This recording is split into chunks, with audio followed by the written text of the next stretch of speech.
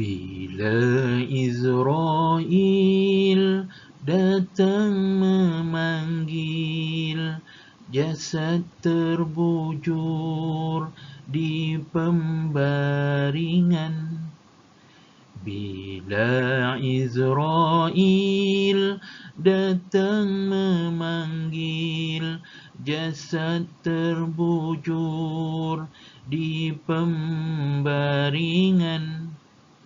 Seluruh tubuh akan menggigil, sekujur badan dan kedinginan.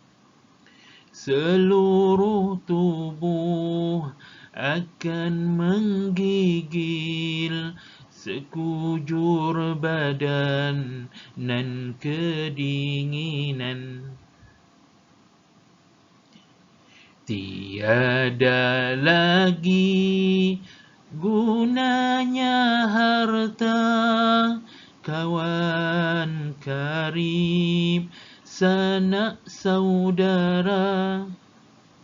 Tiada lagi gunanya harta, kawan karib, sanak saudara.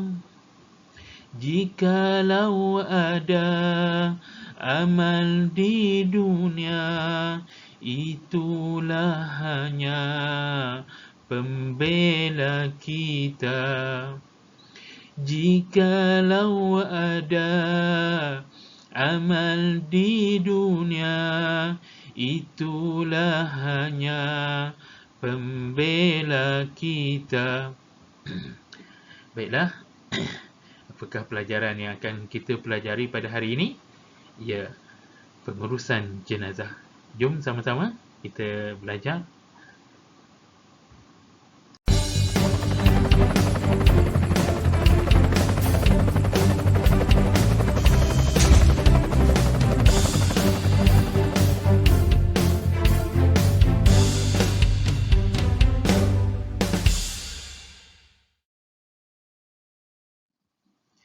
Baiklah, pelajaran kita pada hari ini iaitu pengurusan jenazah, pendidikan Islam, tingkatan 3, bidang fiqh, pelajaran yang ke-16, buku teks boleh rujuk pada muka surat 125 hingga 128.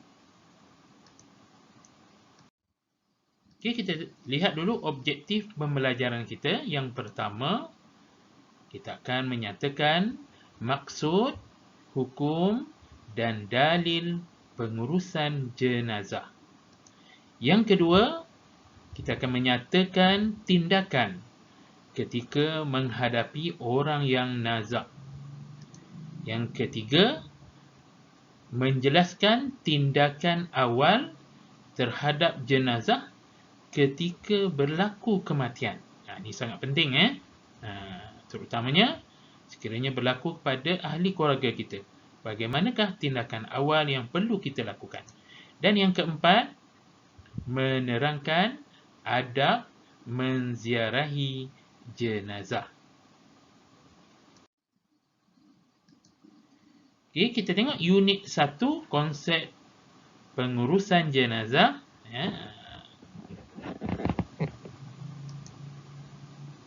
Yang pertama, maksud konsep pengurusan jenazah tu. Apakah yang dimaksudkan dengan konsep pengurusan jenazah? Iaitu menguruskan jenazah dengan cara tertentu mengikut ketetapan syarak. Itu maksud apa? Konsep pengurusan jenazah. Maksudnya kita menguruskan jenazah dengan cara tertentu mengikut ketetapan syarak. Okay. Yang kedua, hukum menguruskan jenazah. Apakah hukum dia? Hukumnya iaitu fardu kifayah. Kena ada sebahagian daripada anggota masyarakat yang menguruskan jenazah tersebut. Kalau tidak, semua masyarakat dalam satu tempat itu akan berdosa. Okay, itu fardu kifayah.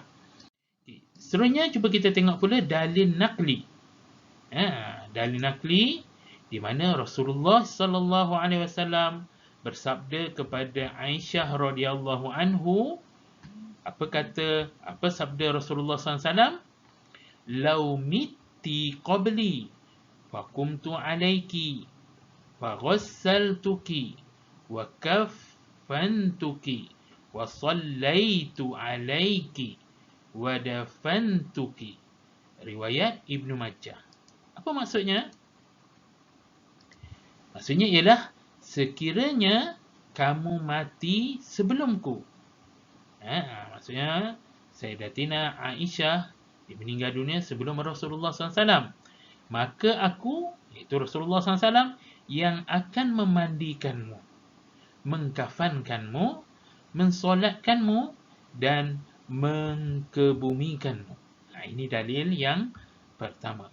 Dalil yang kedua, di mana Ibnu Abbas radhiyallahu anhu meriwayatkan bahawa Rasulullah sallallahu alaihi wasallam bersabda, ilbasu min thiyabikum al-bayad fa innaha min khairi thiyabikum wa kaffinu fiha mautakum. Riwayat At-Tirmizi. Apa maksudnya? Pakailah pakaian berwarna putih. Kenapa? Kerana pakaian yang putih itu adalah sebaik-baik pakaian kamu. Dan kafankanlah orang yang mati dalam kalangan kamu dengan kain putih. Ini dalil pengurusan jenazah di mana kita kafankan dengan kain putih, dan Rasulullah SAW bersabda kita digalakkan supaya memakai pakaian yang berwarna putih. Bila kita pakai pakaian putih tu, kita ingat kepada mati. Kita akan nanti dikafankan dengan pakaian yang berwarna putih. Seterusnya kita tengok pula tindakan ketika menghadapi orang yang sedang nazak. Terutama sekali bila berlaku kepada ahli keluarga kita. Apakah tindakan yang perlu kita lakukan ketika seseorang itu nazak? Orang nazak ni dia hampir sangat dia nak meninggal dunia. Apakah yang perlu kita lakukan? Yang pertama, diajarkan kalimah La ilaha illallah dengan cara yang lembut. Kita ucapkan kalimah ni, ajar. Kadang-kadang ada setengah dia cakap mengucaplah. Dia tak ajar macam mana mengucap. Jadi kita sebutkan di telinga orang yang sedang nazak tu, kita ajarkan dengan lembut. La ilaha illallah. Habiskan sampai macam tu. La ilaha illallah. La ilaha illallah. Ajarkan. Itu yang pertama. Yang kedua, mengingatkan pesakit agar bersangka baik terhadap Allah Subhanahu Wa Taala. Kita nasihatkan, ingatkan pesakit bahawa kena bersangka baik dengan Allah Subhanahu Wa Taala. Allah Subhanahu Wa Taala sekarang uji kamu. Allah Subhanahu Wa Taala sayang kepada kamu. Kamu kan nak bertemu dengan Allah Subhanahu Wa Taala. Jalan untuk bertemu dengan Allah mungkin adalah salah satunya ialah Allah SWT bagi kematian, kita mati. Dan diberi kesakitan kepada kita ini, tanda Allah SWT nak uji kesabaran kita. Sekali lagi kita sabar kepada Allah SWT, kita terima ujian ini, Allah SWT akan balas pahala yang besar. Jadi, biar kita beritahu kepada pesakit itu tentang kebaikan. Sangka baik kita kepada Allah SWT. Okay, yang seterusnya, yang ketiga apa dia? Kita bacakan surah Yasin di sisinya. Jangan kita duduk cakap perkara-perkara yang tidak baik di sisi dia, cerita tentang keburukan dia, lagilah pula tak eloknya. Kita ambil Yasin. Biasanya ada surah-surah Yasin, kita baca Yasin di sisi pesakit ataupun orang yang sedang nazak.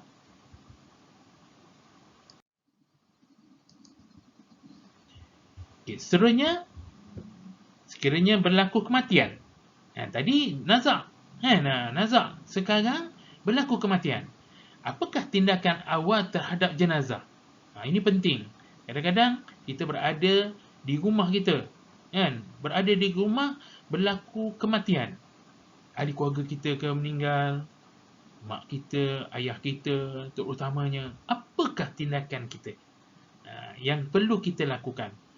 Kalau kita nak tunggu imam ataupun ustaz ke untuk datang, mungkin mengambil masa, kan? Jadi kita buat dulu tindakan awal. Pertama sekali, menutup kedua-dua mata jenazah. Kita letakkan tangan kita, mata dia terbeliak. Sebab apa terbeliak? Sebab roh ni dia akan ditarik daripada kaki, lutut, kemudian pinggang, terusnya ke dada, naik ke atas sampai ke ubun-ubun. Ketika naik tu, mata ni dia nampak, dia rasa sakit, dia akan terbeliak, dia akan mata ini terbuka. Jadi sebab itu kita kena tutup mata tersebut dengan kita letakkan tangan kita, tutupkan mata tersebut. Itu pertama. Yang kedua, mengikat dagu jenazah dengan kain agar mulutnya tidak terbuka. Ada di kalangan jenazah yang mulut dia terbuka, ternganga. Sebab apa? Terkejut dengan berlakunya kematian tersebut. Bila dia ditarik roh tu, dia terkejut, mata terbeliak, mulut terbuka. Jadi caranya, kita ambilkan kain, kita ikat daripada bawah ni, ikat naik ke atas ni, ikat ikatan tersebut supaya apa dia, mulut dia tidak terbuka. Okey, seterusnya, meletakkan di atas katil atau tempat tinggi. Kita letakkan jenazah di atas katil. Kalau tak ada katil pun, mungkin ada tilam, yang tempat lebih tinggi sikit daripada lantai tu, tak atas tilam tersebut. Kemudian yang keempat, menghadap jenazah ke arah kiblat. Ini pun masalah juga. Kaki ke nak menghadap kiblat ataupun kepala kita nak menghadap ke arah kiblat. Senang je. Kita ingat bila kita solat ketika kita baring. Bila kita baring, kita solat, kita dalam keadaan kita nak semayang ni, tapi dalam keadaan baring. Okey, kaki ke kepala kita menghadap ke arah kiblat? Kaki. Betul. Kalau kaki, begitu juga dengan jenazah tersebut. Kaki hadapkan ke arah kiblat, macam kita solat berbaring. Sebenarnya kaki menghadap kiblat tu yang sebenarnya dada ni kan. Dada kita ni menghadap ke arah kiblat. Jadi ingat, menghadap jenazah ke arah kiblat maksudnya kaki kiblat, kepala ke atas, dia menghadap ke arah kiblat. Macam tu. Okey. Yang seterusnya, yang kelima, melembutkan sendi-sendi tulang. Ini penting. Dekat sendi-sendi ni, kita lembutkan. Ambil minyak. Minyak susah sangat tak ada minyak, kita ambil minyak kelapa pun tak apa. Kita letakkan di sini-sini, lembutkan dia. Di sini. Kadang-kadang dia mungkin terkejut, tangan dia macam tu. Kita lembutkan. Jangan kita biarkan saja tangan itu jadi keras. Nanti payah ketika kita nak mandikan dia. Kita nak tu dia akan keras. Tapi bila kita lembutkan sendi dia, sendi-sendi tulang itu, memudahkan terutamanya ketika kita hendak memandikan dia. Okey, baik. Seterusnya yang keenam, meletakkan tangan jenazah di dadanya. Letakkan macam kita letakkan tangan kita ketika solat. Letakkan di dadanya. Okey, baik. Seterusnya yang ketujuh, menggantikan pakaian dengan kain yang menutup aurat. Gantikan. Sekiranya jenazah tersebut misalnya dia terkeluar najis ke, kena bersihkan dulu. Ini ahli keluarga yang ada kat situ, bersihkan najis tersebut. Kalau dia ada najis, bersihkan dahulu. Sebab tu pentingnya gunting. Gunting tu untuk kita, katakanlah dia pakai seluar, jadi kita guntingkan terus seluar tersebut supaya senang untuk membersihkan jenazah. Lepas saja bersihkan najis ni, kita gantikan pakaian dengan kain yang menutup aurat. Kemudian tu kita letakkan kain yang panjang yang tidak diikat tu, supaya menutup keseluruhan badan jenazah tersebut. Yang ke-8, meletakkan sesuatu yang sederhana berat atas perutnya. Letak kat atas perut dia ni sesuatu yang sederhana berat dia, supaya apa? Supaya perutnya itu tidak kembung. Tidak kembung. Okey. Baik, itulah di antara tindakan awal terhadap jenazah. Jadi, bila kita belajar ni, jika berlaku sesuatu kepada ahli keluarga kita misalnya, ada kematian, kita dapat tahu bagaimanakah cara kita supaya tindakan awal dapat dilakukan. Baik. Seterusnya, adab menziarahi jenazah. Bagaimana pula adab menziarahi jenazah? Pertama, kita mendoakan keampunan dan rahmat Allah Subhanahu wa taala untuk jenazah. Kita doakan. Bila kita tengok ada jenazah tu, kita doakan. Doa kalau boleh bahasa Arab, bahasa Arab. Kalau tak boleh, bahasa Melayu pun tak apa. Allahumma ghfir lahu. Ya Allah, ampunkanlah dia. Kalau lelaki, Allahumma ghfir lahu warhamhu, rahmatilah dia, wa'afihi wa'fu anhu, maafkanlah dia, afiatkanlah dia, maafkanlah dia. Kita doa untuk jenazah, wa'fu anhu, dan maafkanlah dia, kan. Ataupun dalam bahasa Melayu, ya Allah, ampunkanlah dia, ya Allah, berilah kerahmatan kepada dia. Doakan. Yang kedua, kita mengucapkan takziah kepada keluarga si mati. Dan ucapan takziah ni dalam tempoh 3 hari dari tarikh kematian. Misalnya kita pergi kepada keluarga si mati, kita sebut inna lillahi wa inna ilaihi raji'un. Bersabarlah, Allah SWT sayang kat dia, nanti Allah SWT gantikan yang lebih baik, misalnya, kan. Kita beritahu. Jangan kita tersilap pula. Takziah ni, kita pergi jumpa tahniah. Tahniah lain. Ada pernah berlaku dulu, dia tersilap.